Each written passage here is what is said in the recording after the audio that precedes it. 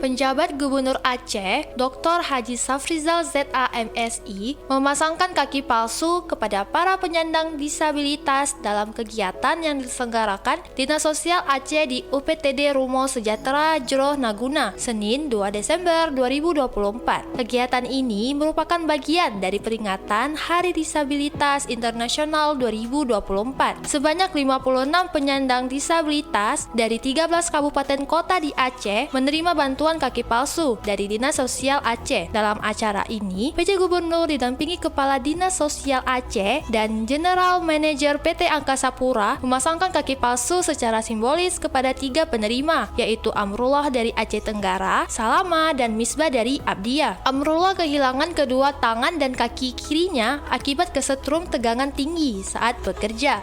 Sementara Misbah harus menjalani amputasi kaki kanan karena penyumbatan darah akibat saraf kejepit.